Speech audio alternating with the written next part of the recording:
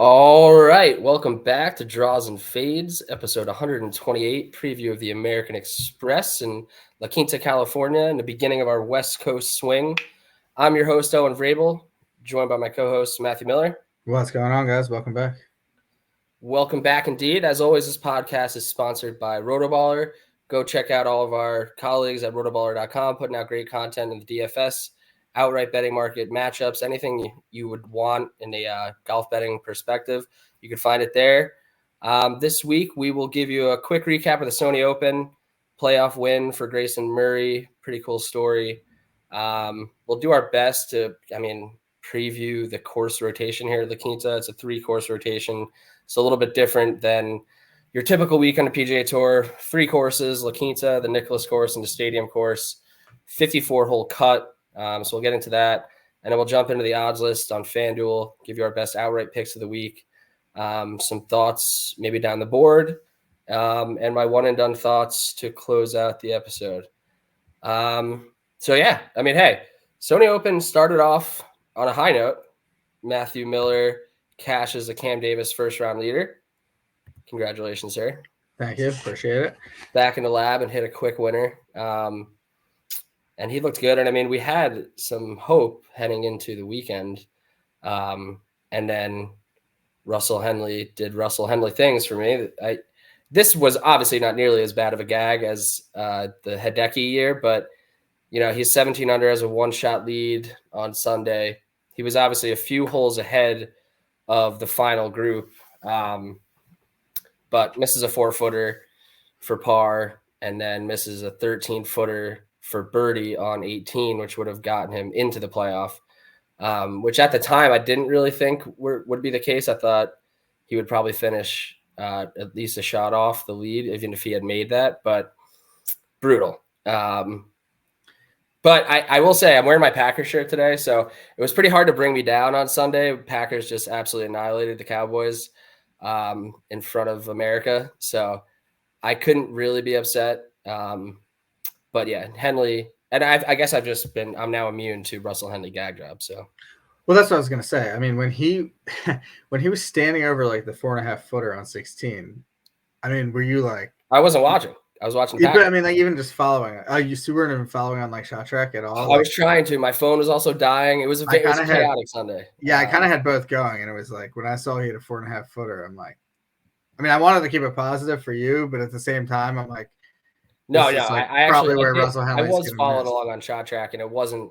But he had a couple other putts, similar range, where even like his birdie putts when he hits a close approach to 6 feet, like that doesn't necessarily mean it's going in. That's with every PGA Tour player, but in particular Henley, who isn't a bad putter, but for whatever reason, it's like it's always something like that ends up costing him.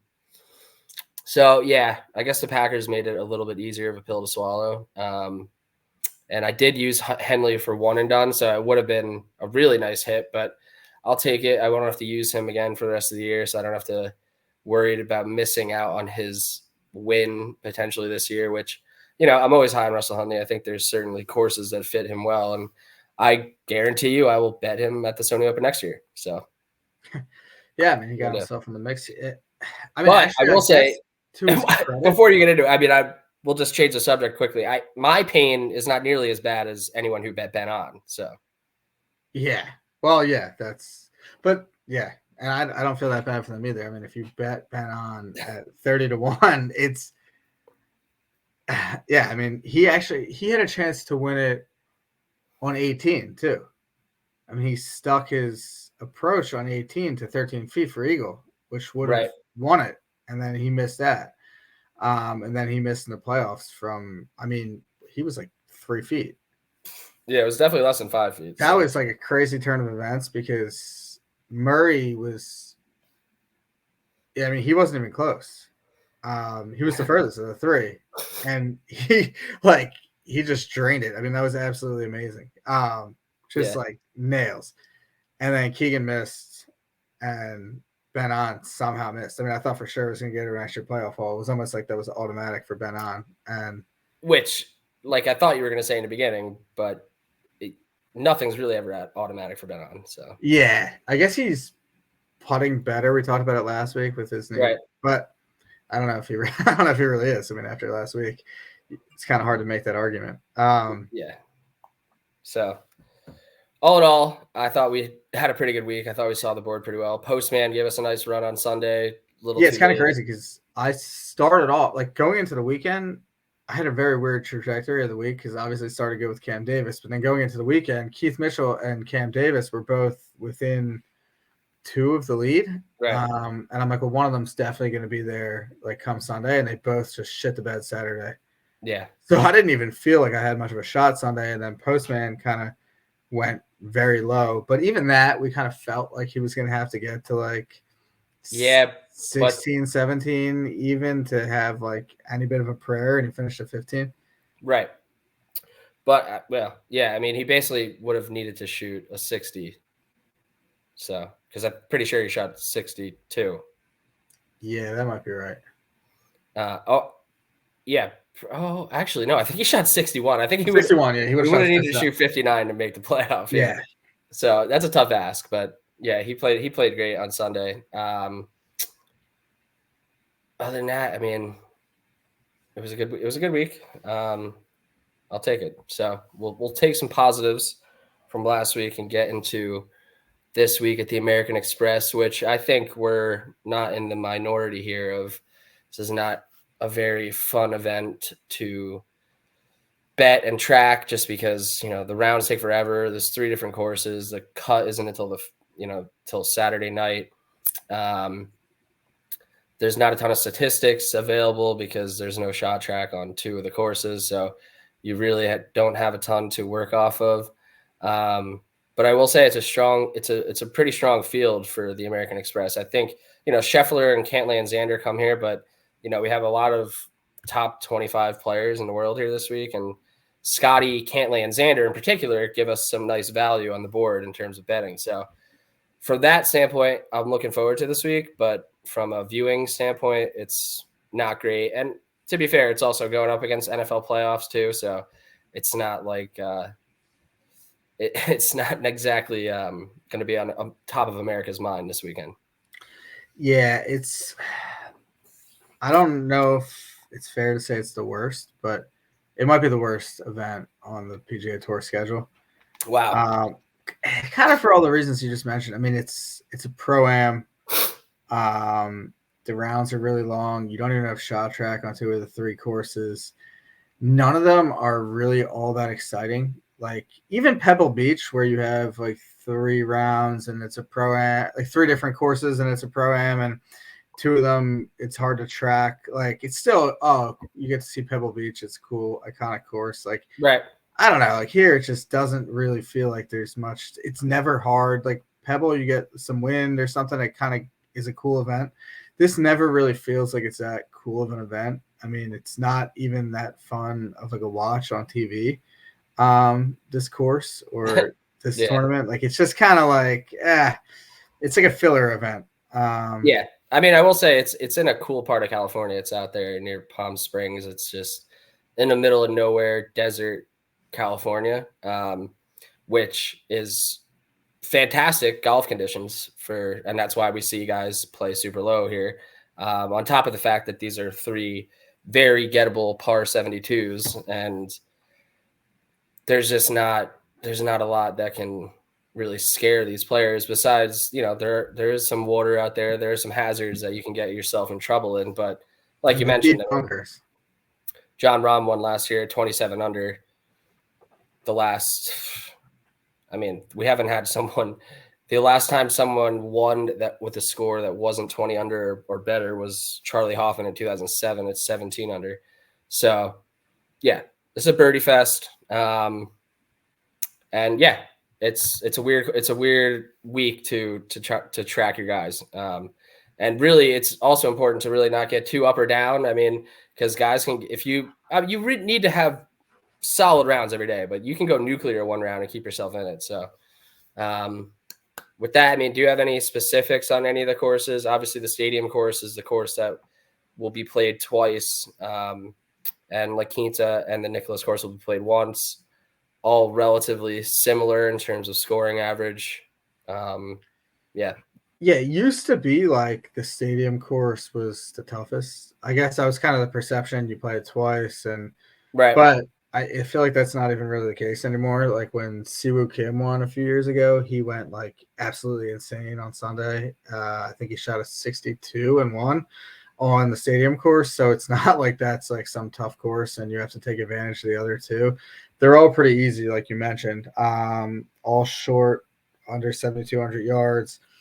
You have like the deep bunkers and some, but overall it's like pretty freaking easy. There's not a whole lot to really worry about. There is some water. Tony Finau found it actually on the back nine a few years ago when he was in contention down the stretch. It's before he I before he love that you learned how said to that with a win. smile on your face. Yeah, well, that was like typical like peak Tony Finau blowing tournament Right, time. right. Yeah. Since then, he's become a little bit more of a winner, I guess. One other thing I would say is it's kind of hard to if you're looking at previous years, obviously you can judge like finishes and whatnot, but it's kind of hard to gauge how guys have played here because you don't have shot track on two of the three courses. Only half the rounds are documented in statistics. So it's kind of hard to look at it and be like, oh, this guy's, putted really well here or whatever. It's really just stats on the stadium course. So it's Right. not necessarily indicative of how they've, you know, been off the tee or with approach or anything like that, which kind of makes this a little bit tougher to even, judge as it is. And it's been pretty tough over the years anyway. We've seen some real long shots win, and then we've seen a guy like John Rahm win last year where you go for the top number and you're probably not going to take him anyway. So Yeah, I think he probably went off at 5-1.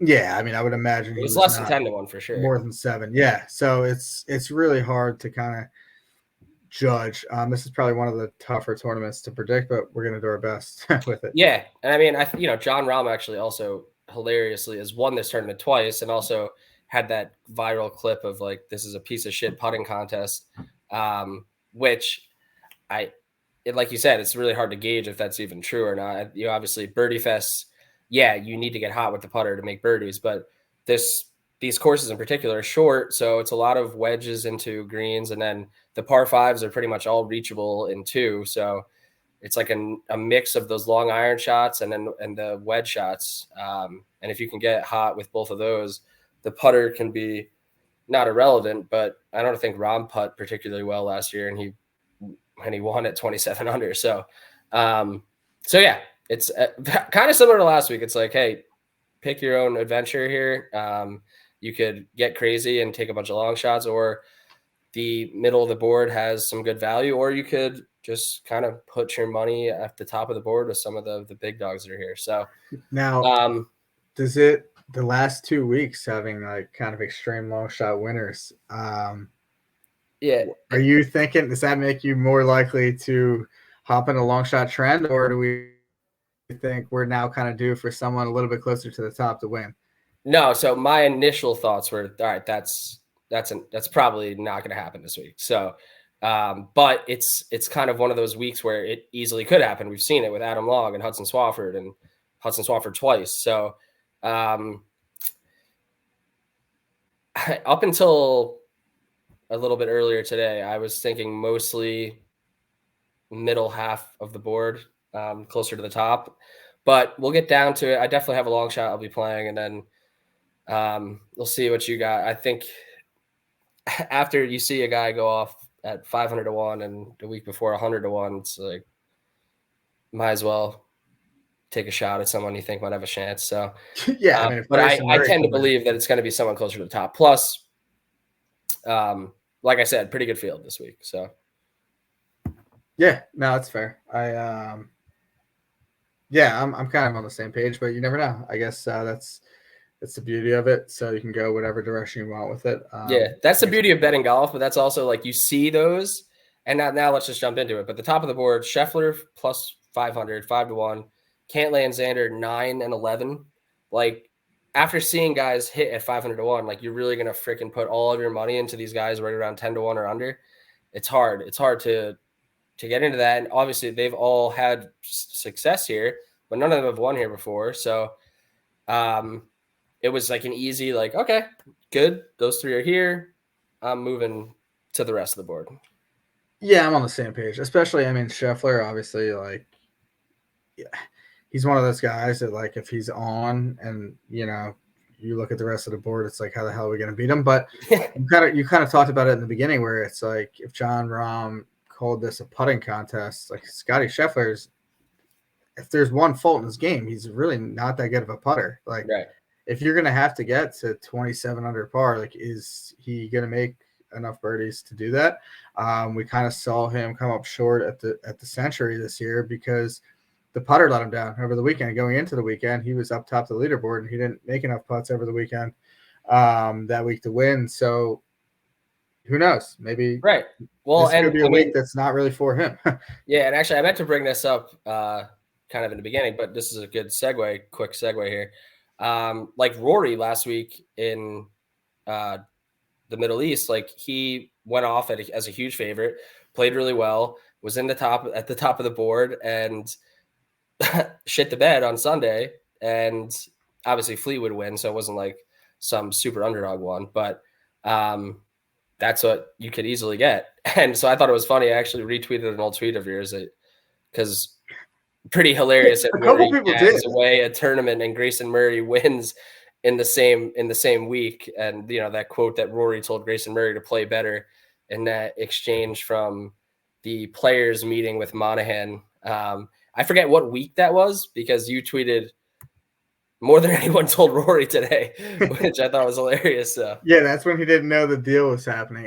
I totally forgot about that, and then I saw a couple tweets flying in on it, and I'm like, what the hell is this? Like, when did I say this? And then I went back to the original tweet. Yeah. So pretty full circle moment there for Murray and Rory, which I thought was hilarious. But so I could see people taking Cantlay or Xander this week. I'd be surprised to see anyone take Scotty, but yeah, they're up there. And like you said, if they're around on Sunday, you're going to be a bit intimidated, but it's a birdie fest. So like we've seen Ben On and Grayson Murray and Chris Kirk and all of these, Carl Yuan last week, like all these guys, like these guys can make birdies. They're professional golfers. And this is why these types of courses give the long shots a better chance because, you know, the tougher courses are what the best players in the world are more capable of overcoming. So, I think the numbers start to get pretty good pretty quickly. I mean, the 20s, you got Sungjae, JT, Minwoo, Tom Kim between 20 and 28 right now on FanDuel. And then the 30s, you got Eric Cole, JT Poston, Sam Burns, Tony Finau.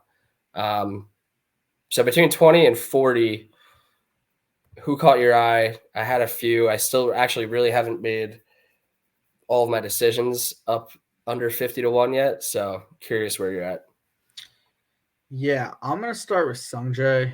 I'm not usually the biggest Sungjae M guy, but I thought his number was fair enough here. He was 22 to 1 yesterday when it started. You can still get him at 20 here on FanDuel. I don't know if he's a better number somewhere else, but I feel like that's a pretty fair number. He's coming off. He did not play last week at the Sony, which we talked about on the podcast, was, I guess, a little bit strange. He typically plays that event, but he did play the Century where he came top 5. But what I liked about him that week is he had the most birdies in the field, and he actually set a PGA Tour record for most birdies in a single week. Now, granted, that's a very easy course, but the fact that he was making a ton of birdies is good news going into this week where it's an extreme birdie fest as well. So I like that he was, hot, had the putter rolling, the birdies rolling at the Century there at Kapalua. Good history here, 5 of 5 cuts, all inside the top 18, 4 of them top 12s, and then he's got 2 wins on tour already. So I mean, he's capable of winning. It is kind of weird because when you look at where he's won, the first time he won was the Honda, and that was like a low scoring event, which is like, I think. And Tommy Fleetwood did completely gag that one away too. He hit it into the water on 18, and like there was no way that Sungjae should have won that, and without going to a playoff or anything. Right. And he did. But the last time he won, it was the Shriners. It got to -24. I think he's kind of more of this birdie fest type of event guy. I think that's where I like him better. Still trying to kind of weigh it out because he's only won twice, but he seems to contend in these kind of events a little bit more. So I'm going to take a shot on him this week and see kind of where that goes. Yeah, I mean, Sungjae is like a very well-rounded player. Like I think he's we'll see. I think he's kind of like an Asian version of the Cantlay Xander vibe. Like he's just so well rounded. Like he's going to be at the top of a lot of leaderboards, and we'll see how many he can close. But like he's got the full package, and he can compete against anyone. So I do like that he played in Hawaii and played well. And actually, I'm really thankful he didn't play at the Sony last week because I had used him, I believe, the previous 2 years for whatever reason at the Sony for one and done, and he missed a couple here. So thank you for that, Sung Jae. He's on my radar. I'm really between him. Man, yeah, I'm really between him, Tom Kim, and Poston at this range because I do have some other bets I've already made. Yeah. And also, I like this range a lot. I think Min Woo's gonna have a great year. I don't think he's got a ton of experience here, and I think this is his first event this year, right? He didn't play in Hawaii. No, he did not. Right. But I think Min Woo, and I mean, obviously, I think he could play well here too. But I think Min Woo is going to be, I think he could be a pretty sneaky play at like Pebble or something. Right. With that, that low ball flight. If it gets windy there, I think that might help him out there. That's an elevated event this year, so I think Minwoo could be pretty interesting there. But yeah, I mean he's a lot of fun to watch. So I could see him kind of having success at a lot of different places. I feel like we're going to be kind of taking him a lot this year. He's very easy to root for. Yeah, for sure. And obviously, in our unreleased majors preview that was never published, I like Minwoo a lot in the majors this year. I think you can get some pretty good numbers on him too, and it could be a big year for him. So I think I'm gonna eliminate Tom Kim. I think it's tough to win twice in 3 starts. Obviously, just won the Shriners recently. Not that recently in October, but the reason I'm hung up here is because I feel like Poston is trending towards a win so badly right now, and obviously he's so hot. Like back-to-back top sixes. Finished second at the 3M in July, 7th at the Wyndham, 3rd at the Shriners. He's got a top 10 here back in 2019, finished 25th here last year. Like it just feels like he's peaking.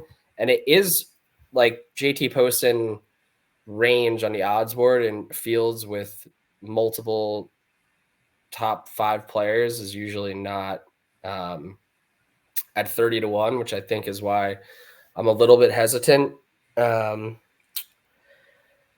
But I think I'm going to take Poston this week. So I'm going to start there with my card and hope he can carry in the form from Sunday and just stay hot. So I'm going to start there. Yeah, I like that. I mean, I like Poston. I'm always, kind of a big Poston guy. It is kind of weird to see him at this number. But he's playing obviously really well. 2 straight weeks of really good play. He closed really strong last week. So I could see him playing well again this week, especially in potential putting contests. He can get hot with that putter. So yeah, we'll see. I don't hate that. I have some other decisions to make here, I guess, after Sanjay, because there's a few guys that I kind of are catching my eye and I don't know what to do with. So all right, well, yeah, I'm gonna get another pick out of the way here. I'm gonna take Sam Burns. Sam Burns, who's just my guy. I feel like he's at a really good price here, 30, 35. You could have found a 40 earlier in the week. But I guess nothing crazy recently, and his statistics don't look great. He kind of had a underwhelming end to last year. I mean, not even really underwhelming, but just not great. But 6th here in 2020.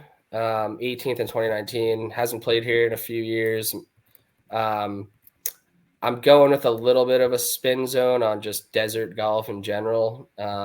Played well at the Phoenix Open last year. Waste Management finished 6th. Shriners, I think he played pretty well at 14th in 2020. I mean, so I don't know. I think this kind of setup can work out well for him.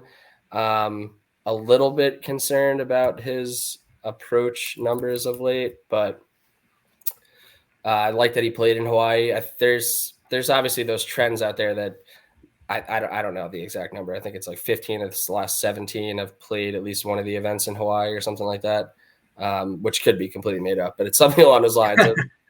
He rarely does a guy start off his season here and win, so I like that he's at least got a tournament under his belt. And yeah, I'm not gonna shy away from Sam Burns, and I feel like he's at a pretty good range here, so it's my guy. Yeah, I think the number is pretty fair on him. Yeah, I'm curious to see what kind of year he has this year because I feel like he was really good 2 years ago, and then last year he kind of, not that he had a bad year, but I feel like people expected kind of a bigger year for him. So I'm curious. Well, because he had three wins into 21 into 22, and then he didn't win from 22 into 23. So he's due. Was a part of the Ryder Cup team still though. He was. So got that going for him. Yeah. He's got that new haircut this week too. He's got a new haircut? I guess I don't know how they determined it was this week, but apparently he lost a bet to Justin Thomas, I guess, during the LSU Alabama game. He cut the mullet off?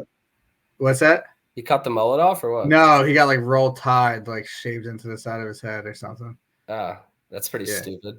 Yeah, well, he lost the bet. No, I know, but it's like the college football season's over now. It's like, who cares? Yeah, maybe this is the first time they played together since or something. I don't know. All right. Fair enough. But yeah, I obviously those are tough calls. Poston and Burns is where I'm going to start my card.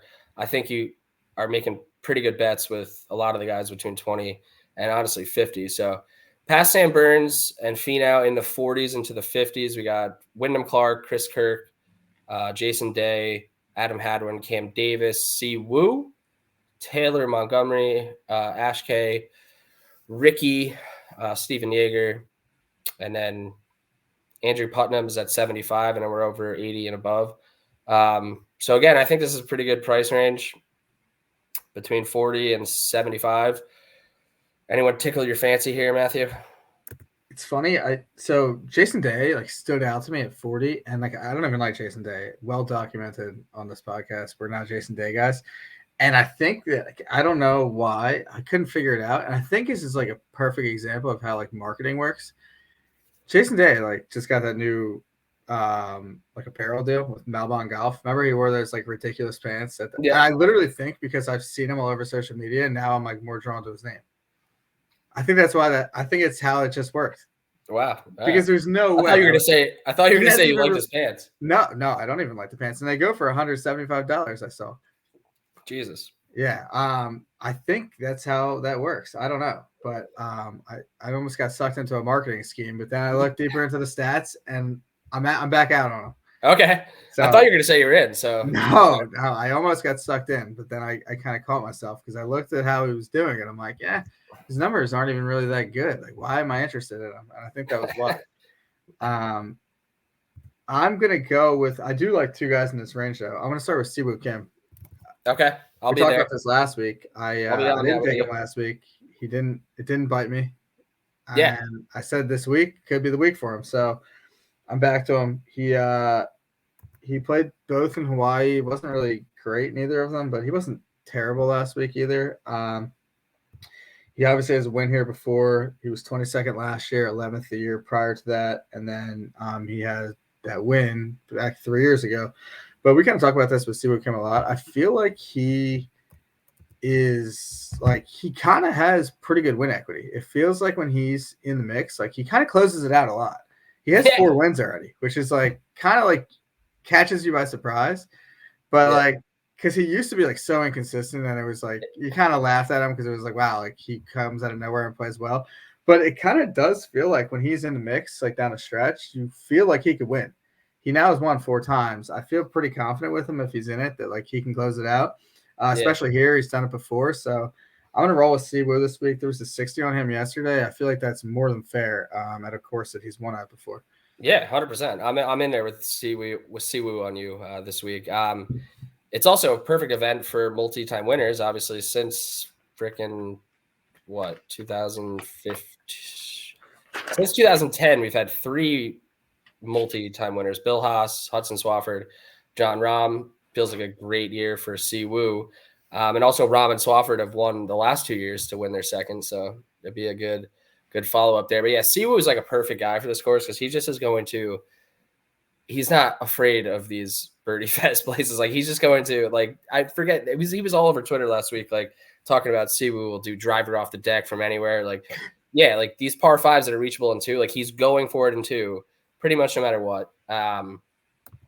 And he's going to stick some of these long approach shots. So, like these par fives are going to have some 200 plus shots into them, but they're definitely attainable to get there in 2. And he's 19th over his last 36 rounds and proximity from 200 plus. I also, I don't think you get a huge advantage from being long this week or anything like that, but I want a consistent driver of the golf ball. Because like we said, there are some hazards there. Please don't hit it into the water. And some of the par threes have some longer approach shots too. So Siwoo's been pretty good off the tee. I love his course history, and that's really all you can ask for at this place is to be able to, he comes here often. He plays well. He's won here. He's been pretty good. I guess we haven't seen him really compete since June last year to actually win an event, but yeah, like you said, if Siwoo at 55-60 and you get him somewhat in the mix come Sunday, you're feeling like he's got a chance. So I like that a lot. Yeah, I mean, that's the thing. Just looking at other guys in this range, which is kind of funny to say because, like, I'm going to take another one of them. But, like, you look at some of the other guys, like, an Adam Hadwin or, Akshay's in there. It's like I feel way more confident down the stretch of a tournament in, like, Siwoo Kim, to close it out. Yeah. Very fair. Do you have anyone else in this range, or you want me to get into my next guy? You can get into your next guy. My guy's still a little bit deeper. We're still in the 40s, 50s, so that's fine. I am going to take Taylor Montgomery. He dropped a little bit. He was 65-1 yesterday when the odds came out. I've never taken him before, so this is going to be a first. It could be a quick leash with him if it doesn't go well, but I feel like this could be a pretty good fit for him. Last year he was like, he kind of came out onto the scene, like, in my opinion, pretty overrated, or at least we learned he was pretty overrated. Because if you remember, like last year at the Sanderson, when he first came onto the tour, he was going off at crazy numbers. Like I think he was sub 30 a few times, which is crazy to think that he was that high up. Yeah, no, he was. He was like the hot commodity for a little bit there. Yeah, people loved him, and then like you kind of realized last year he's just not really that great of a ball striker. I mean, he lost strokes off the tee like every week. He was pretty inconsistent with the irons, but they were honestly mostly bad. But he could putt. And he's a freak putter, dude. Yeah, like when you hear like John Rahm say this is a putting contest, like this might be the week where Taylor Montgomery, this is the week to play him if you're going to play him. And I looked at the putting stats and like over 82 rounds, his last 82 rounds, he's getting 3.3 strokes putting. So like his baseline is that he's a good putter. And when he has weeks where he pops, he's like a really freaking great putter. 5 times since last January, he gained at least 6 strokes putting in a tournament. 3 of them, he was over 7.6. Like if he pulls one of them out this week, and this course is easy enough where like everyone's getting birdie looks, throughout the week, and you don't really have to worry about his ball striking really killing him. Like this might be a week where you can just take Taylor Montgomery and hope that like he gets to the green enough and just puts the lights out and wins. Yeah, he popped up for me too, and I haven't pulled the trigger because it's very similar to you. I have not taken him. We don't talk about him a ton on here, but damn, yeah, especially coming off last week where he hit the ball well off the tee, was good on approach, good on around the green, and like usual, good putter. And yeah, his putting stats are absurd. I mean, he's gained every metric and however far you want to go back here and there. I mean, he gains over 3 strokes putting very consistently. So, putting contest week, Taylor Montgomery feels kind of good. Plus, maybe he's found a little bit something with the ball striking. So I may be joining you on that. Yeah, I'm feeling pretty good about it. And I did look, he came 5th here last year too, which is a good sign. So it's kind of playing into what we're saying. Yeah. So yeah, we're going to find out real quick if we're becoming Taylor Montgomery guys or if this is a short-lived experiment, but I'm feeling good about it right now on Tuesday. Okay. All right. Well, I have two names to get to. Two Oklahoma State grads, actually. One, I'm sure most people can anticipate, and the other, Wyndham Clark. Um, I, I, I really don't bet Wyndham Clark super often. I did bet him more often before he actually became good and won the U.S. Open last year. But now it's like, yeah, he's proven himself to be a very consistent golfer. Obviously, it's a little strange to see him at 45, 50 to 1 in an event that, I mean, I think suits him pretty well, similar to Montgomery. I mean, he can putt the lights out. He's played here 5 times. He didn't play great last year, finished 50th, but 13th in 2022, 18th back in 2019. And I guess similar to my Sam Burns take, he finished 10th last year at the Waste Management, has had a top 15 finish at the Shriners if we're going into some desert-esque golf. So I'm heavily considering Wyndham. And maybe I should just pull the trigger on that. I mean, I started my card at 30, so it's like I got plenty of room in here. But similar to last week, I started rattling off some names and guys I hadn't bet yet, and then I had to make some cuts towards the end of the week, and would have been pretty pissed if Harris English had won last week because I didn't bet him, but luckily he didn't. And then, yeah, I'm going to take Ricky. Yeah. Ricky at 70. It's funny. Ricky ebbs and flows on these odds boards now. Like, obviously we know he's a super popular golfer. And I feel like you get penalized for that at maybe some of the bigger events. Like, isn't that weird? Like, I feel like you get penalized more for that, like the Masters or like the Open, but at the Amex, you can get him at 70. Yeah. Has he been that bad? Because I feel like that's actually kind of a surprising number for him. Like, well, so he only played once in the fall swing, played poorly at the Zozo, and then he played the Century Tournament of Champions. I think he might have come a dead last. So that that's certainly not great. He was horrible off he the tee, wasn't horrible good on in the approach. Hero either.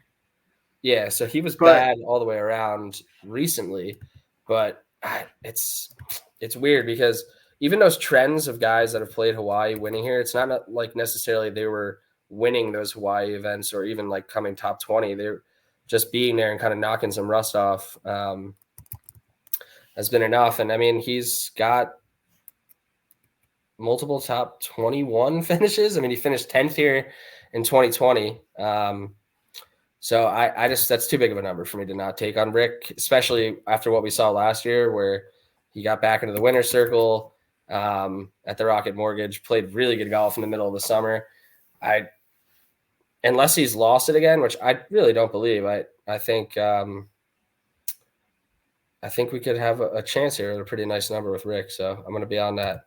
Yeah, that's interesting because, I mean, we've seen Rick lose it quickly, though, before. But you would think with a guy that had so much success as he did, when he found it again, he would kind of be able to transition it. And like I said, yeah, he played one fall swing event, played poorly, and played poorly at the Tournament of Champions. But, I mean, to end last year, he was 25th at the BMW, which obviously is a shorter field, so it's not great, but not horrible. And then the Tour Championship, he was basically middle of the pack, finishing 16th. So, we're not that far removed from his win at the Rocket Mortgage in terms of starts. So yeah, I feel like I'm getting a pretty good price on Rick. I mean, like, what is he even at the majors right now? Like, I'm sure he was on the Ryder Cup team, right? Oh yeah, he conceded the final point to Fleetwood. So I mean, it is possible. Like, it's possible, right? Where he played the Ryder Cup in September. After September, he just kind of stopped playing because it was like his so-called off season. Right. So he plays like shit at the Zozo and the Hero, and like he's just kind of getting back into the swing of things at the Century. Like, I don't necessarily know that he's even really playing that bad to kind of spin it in his favor. Like, it's pretty possible that the Zozo was kind of a wash because he took time off after the Ryder Cup, and the Century is just his first tournament he's played in a while. And we kind of talked about how that's kind of a weird event anyway. Like, you don't put too much stock into a tournament where you're hitting it in 100-yard wide fairways and the ball rolls 50 yards down the hill. Like, right. I don't necessarily think that's indicative to how well you're playing. So, yeah, it is kind of interesting. I mean, that's 70 to 1 on Fowler. It's not like he's been that shitty. No, I mean he's behind Ashke and next to Steven Yeager. I mean, yeah, Bo Hostler's right behind him. Like I don't know. Obviously, he has much more win equity than those guys at this point. But Andrew Putnam, yeah. It doesn't take a lot to convince me to bet Rick, but I don't expect to get big numbers like that out of nowhere. So I'll take it. Yeah, it's pretty weird because Fowler's 70, and actually even Shane Lowry is 80, which feels kind of odd. But I mean, I definitely don't want to bet Shane Lowry. But it is weird because I feel like Fowler, even when he won, I mean, we took him at the Rocket Mortgage last year, which was, I guess that was July when he won. Yep. But I feel like at that event, he was like 25 to 1 or something. Yeah, it was definitely less than 40. Now sure. I know that there's some guys at the very top, but like mentioning, I mean, we just took Taylor Montgomery in the 50s. Like, I think it's a pretty fair number on Ricky, 70. Yeah, I would say. Yeah, you might have thought that could be where my extra. All right, let's go, dude. I wasn't expecting to convince you on Ricky. Yeah, but the more you talk about it, I mean, I think you kind of have a point where that number, it seems kind of weird. Especially, I feel like this is sort of like. Wow, actually, yeah, I got Ricky. I got Ricky at 14 to 1 that week at Rocket Mortgage. Yeah, that's crazy. Well, hear me out on this too. This is kind of like his style event. Like everyone hates the pro-ams, but I feel like he like eats it up. Like he loves talking to people and mingling, right. and like people love him. Like he's joking around. It's not really going to bother him as much as like someone else who's just like he's like low stress. Like he's not. Yeah, he's just hanging out, having a good time. Like I feel like that might even be beneficial to him. Yeah, let's do it. All right, I'm in. All right, let's go. All right, now we're into pretty, I guess, pretty big long shot range, 80 and above. Bo Hostler, Shane Lowry, who we just mentioned, Pendrith, Adam Shank, your guy Keith Mitchell, right next to our guy Daniel Berger, who makes the comeback. We haven't seen him since 2022. It's been almost 2 full years off, really. I mean, it's been a year and a half. So excited to see what he's got in store. Was crazy that he opened at like 45, 50 to 1. And obviously no one would be betting him. We have no idea we're going to get at 50 to 1, 90 to 1. I could see some people maybe pulling the trigger. I don't know if you are, but it's so weird. Like I want to so bad, but that's just I thought for sure he's gonna be triple digits, and I could just like toss some money on him at 120 to 1 and have some fun with it. Like, yeah, I mean, 90's getting closer, but I feel like we're getting ripped off here. Yeah, maybe.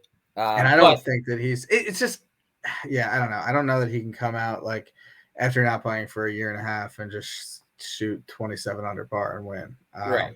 Well, and that's like why I mentioned him. And now Will Zalatoris getting into over 100. He's at 110 to 1.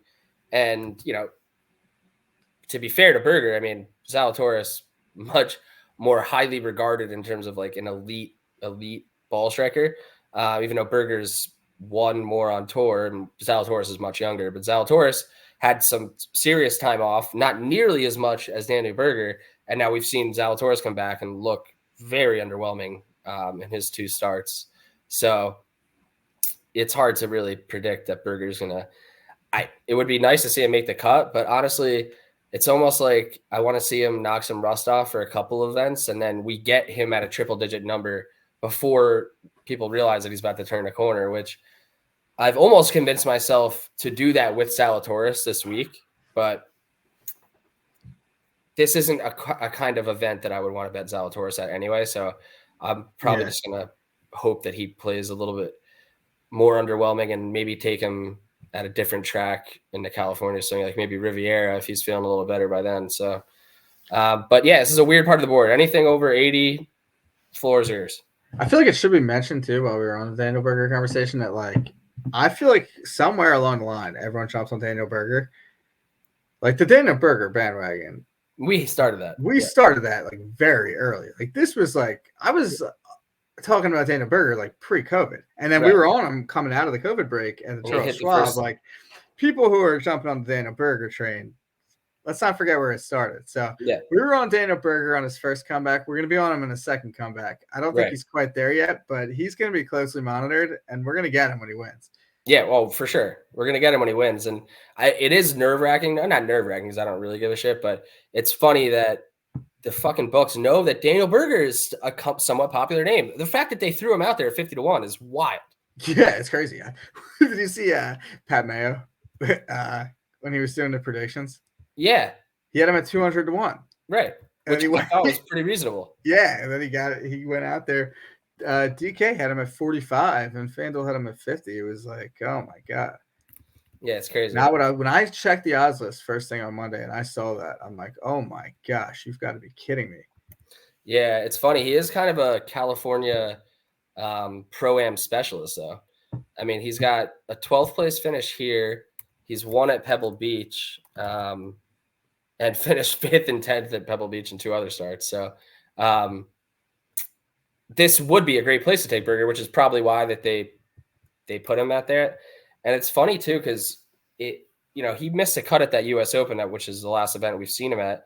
And prior to that, like, he was still playing good golf. Like, in 2022, he finished 4th at the Honda, 13th at the Players, 21st at RBC Heritage, 5th at the Memorial 2 weeks before the US Open, and boom, gone off the face of the earth for a year and a half. Yeah, I don't really know. Like, I'm kind of surprised by how much time. I mean, obviously, I have no idea the extent of his injury. Bulging Like that. It's been pretty bad. quiet, but like I feel like he's been pretty quiet on the injury front, other than like just random Instagram stories saying like I'll be back soon, for the past like year. But like he's been like doing stuff. Like I've seen him like hitting golf balls and like going on his boat, and like it's like I don't really know. Like maybe he's fresher than we think. And yeah, no, that is kind of what was just going through my head is that like he seemed to have been in no rush, which I kind of like and also makes sense. I mean, he's established himself on tour. I don't know what his status is in terms of what he needs to do to secure his tour card moving forward, but I feel like he probably feels pretty confident to be able to do whatever he has to do. But he definitely didn't rush back from injury. He's not old, what is he, like, probably 34 maybe? Yeah, I don't even know if he's that old. Yeah, I don't know. That's a good question. He's 30. He's younger than us. Yeah. Fuck. Yeah. Which is funny too, because I was gonna say something similar about Siwoo. Siwoo feels like he's been around forever because he won that Players Championship when he was so young. He's only 28. Yeah, that's crazy. Yeah. So Berger, he's still in his prime. Like it is wild that he took so much time off, but you would assume that he would be pretty close to full. I mean, he's definitely 100% healthy at this point. And maybe it was more of just a comfortability thing and competing with the best players in the world again, where, he felt like he'd give it his all. But damn, yeah. Now I'm thinking maybe we should bet him. I don't know. Yeah, I still think it's unlikely he like gets like minus 27 the first time playing since then, but maybe like he's a little bit closer than we think. Like he might be a guy like. Should we do an honorary just top 40 bet on welcome back? Yeah, we can do that. What's that number? Do you have it? I don't know. I mean, I'm assuming it's not horrible since he's 90 to 1, but yeah, sure. Maybe we're taking like a finishing position. Let's see. Or just like hammer him to make the cut or something. I only see top 20s on here right now, and he's plus 280. I don't hate that. Yeah. But I would like a top 40 better.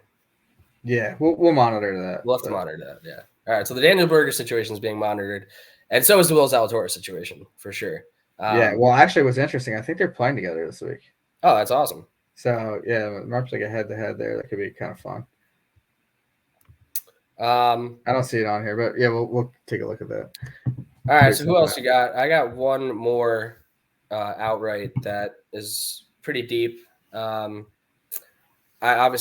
kind of considered Pendrith a little bit again, but I'm a little bit I need some time off from him. Even last week, he gave me a little bit of a scare, similar to English. Like he played well for a little while, but who else do you got before I get to my last pick? Yeah, I got two more guys, both over 100. One's at 120. I don't know if I'd even recommend anyone tailing this, but I'm gonna go back to Matt Wallace. Wow. Yeah, I was a Matt Wallace truther for a little bit, and he was disappointing, and I feel like he still isn't fully back yet, but he's starting to play a little bit better, show signs. He wasn't great in Hawaii, but he did a good fall over on the DP World Tour, or those style events. He was 9th in Qatar Masters, 15th in a Ned Bank Challenge, which was a pretty good field. Homa won that, and then he was 2nd in the DP World Tour Championship in November. and he didn't hit his irons well last week, but I will say he's gained in 7 of his last 8 events putting, which would be big this week. He won last year the Corrales and Punta Cana, much worse field, but kind of this like Birdie Fest style of event as well. He has a good track record at the Shriners. So I think he's one of those guys that kind of gives himself a little bit more of a chance on easier courses. 120 to 1. I mean, it's obviously there's not a fantastic reason to take him, but he's one of my guys. So I'm gonna take a shot on him this week. Kind of a why not type of wager. Okay. I like that. Yeah, and I think we've kind of talked ourselves into at least having one why not wager this week. And my why not wager is someone who I think I mentioned briefly last week in terms of pricing, and we're getting a very good number again this week. Tom Hoge, 150 to 1 on FanDuel right now. It's weird because I kind of mentioned it last week too. Shorter course. I like him on the shorter courses. He's really good with those wedges inside of 125. And surprisingly pretty good with his long irons over 200 too. He's top 25 in all three of those metrics between 75 to 100, 100 to 125, and 200 plus over his last 36 rounds. He's 10th in opportunities gained. His approach hasn't been great of late.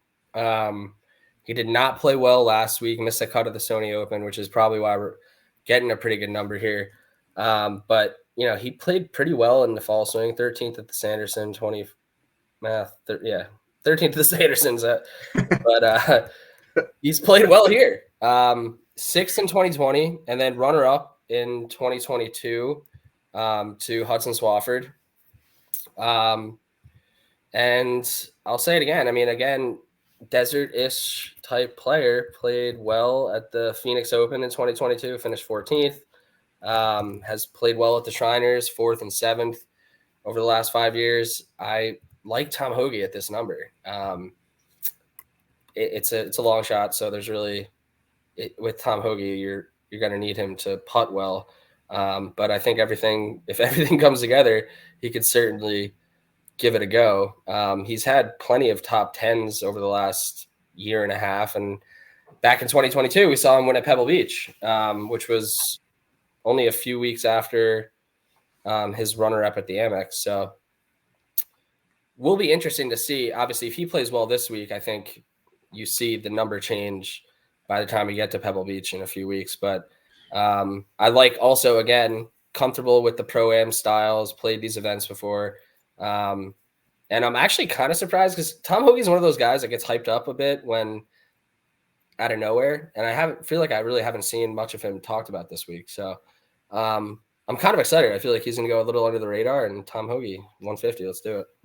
Yeah, I don't hate it. I mean, I think that the beginning of the season, we talked about this kind of the other week too, where I guess it was last week, where like you can kind of catch guys at crazy numbers, and they kind of get to hit the reset button in the off season, and you can kind of get ahead of the curve on a guy that in a few weeks is going to be at a much lower number. Right. I think it's kind of what I tried to do last week with Billy Horschel, and he's at a good number again this week, and I'm not going to take him, but he played pretty well last week too, and I think it's kind of like we saw that situation where we were on Harris English when he was going off last year at like 150 to 1, and now obviously last week he was all the way down to 40 to 1. So you can kind of get ahead of some of these guys, and I think that's kind of what you're doing with Tom Hoge, because I'm sure we'll see him, back down to a good number in maybe the next month or so. Yeah. There's one other guy that I'm going to take outright. It's my last one, but I thought that he was a misprice. He was 200 to 1 yesterday. He's still at 170. Sam Ryder. Oh, I thought you were going to go back to Bobby Mack. No. He actually wasn't horrible last week either, but I don't know if I'd necessarily like him at this course. But Sam Ryder, I think I just didn't like that number on him. I felt like that was incorrect. I think he should be closer to like 120 to 1, 100 to 1. He played really well to close the fall stretch, and I think we might have taken him in one or two events, but he was 10th at the Worldwide Technology and 13th at the RSM to close last year in the fall swing. He had 5 top 10s last year. He almost won in California at the Farmers Insurance when we won on Homa. He was like really in the mix in that back nine, and he kind of fell apart, but He played really well that week. He hasn't lost strokes on approach since June, and he gained 3+ in 5 of his last 8. So he kind of really found something toward the end of last year, and I'm hoping it continues. This is the first time we've seen him this year, and it's not necessarily, a complete ball striker's course here, but it certainly will help. So I think if he kind of picks up where he left off, I don't think that he should be that deep on the odds list. Not saying that he's, a prolific winner or anything, but I just don't think that number is correct on him. That's fair. And yeah, like we mentioned, I think this is kind of those weeks where they're still repricing guys. And like, what did you get Davis Riley at last week? Yeah, I mean, What'd you get him at though? I think he was like 150. Now he's like probably like 400 to 1. Well, he was like the worst player in the field. He's 300 to 1. Yeah, we didn't even get to. He's obviously just like he's got to be canceled. Yeah. That was pathetic. A couple other notes. Matt Neesmith went off for like 200 last week. He's like 400 this week. I'm not going to do that, but I mentioned this guy last week too. Stallings, and even Higo too. They're both like 250 to 270. I mean, Stallings has multiple top 10s at this event. I mean, it's going back a little ways, 2017, 2013. And it's weird because I talked Stallings up a bunch over the past couple of years, and he had a really good season from 2021 into 2022, and then really did not play well in the middle of the summer last year. But then finished second at Sanderson's in October, which I think was mostly due to his putting, which he gained 9 strokes putting. But last week he gained in every metric besides putting, finished 42nd at the Sony Open. I think Stallings is an interesting, like just DFS ad or maybe a top 40 play, top 20 if you're feeling a little frisky. So Stallings on my radar as well, just a guy to keep an eye out for, that someone that could get hot, and I don't hate him at these kinds of courses either. So other than that, I think that's all I got this week. You have any other additional thoughts? I guess to recap, I have Burns and Poston up top 30, 35, Siwoo 55, Ricky at 70. Between adding Montgomery or Wyndham, also around that area, and then Tom Hoge at 150. So, yeah, I have Sungjae 22, Siwoo 60, Montgomery 65. I'm gonna hop on Ricky with you at 70. Matt Wallace 110 is Sam Ryder 200. So really Sungjae and then kind of a little bit of deeper guys, but it's kind of the way it goes here at the MX. So I don't necessarily hate that setup. Yeah, it's a solid setup. And then for my one and done play this week, so I actually ended up going Henley last week, so solid start to the year. I am between going with who I think will be pretty chalky. I mean, Henley ended up being like 9% owned, which is I think 3rd or 4th highest last week. And I'm trying not to maybe really worry myself about that too much. At the end of the day, it just comes down to making money and not taking guys that you think are going to, you would potentially take them somewhere else and they finish better, really. So I have no regrets with Henley. I'm definitely considering, I'm pretty much between Sungjae and Poston this week. I think they'll both be pretty popular. I'm leaning a little bit towards Poston right now just because I feel like he's so hot and this could be a great time to use him. And I'm not sure where else I would take him. I know he is good at some of those other shorter courses, right? I mean, where else does he play well? The Wyndham. Yeah, he's good at the Wyndham. He's pretty good at Colonial. I think he has a good track record. John Deere, he won before. Yeah, he's pretty good at that one. Now we'll see if now that he's kind of winning a little bit more or he's playing better. He might be a bit more selective and kind of where he plays, just because he is probably going to have, like, he made it to the Tour Championship now 2 years in a row, I think. So he might not play some of those easier events. I'm sure he'll still play the Wyndham. He's like a Carolina guy. I think he went to school at West Carolina or one of those Carolina schools. So he'll probably play at Sedgefield, but yeah, he might not play like to John Deere or something. Obviously, I have no idea his schedule, but yeah. So between those two, and actually, now that I'm thinking about it, I'm thinking maybe Siwoo too. But all 3 of them are going to be popular. So I might try to see if anyone puts out a one and done projections on ownership, but leaning towards posting right now. So that's where we're at. So yeah, episode 128 in the books, beginning of the California swing. I love it. I'm excited because coming near me in a few weeks, Riviera, I will You definitely gone? I'll be in attendance at least one of the Nice. days for sure. So yeah, the season rolls on. Solid start last week with a little first round leader hit. Make sure to check out our full cards on Twitter at Owen_Vrabel and at Matty Mills 85. And yeah, we appreciate you for listening, and we'll talk to you next week.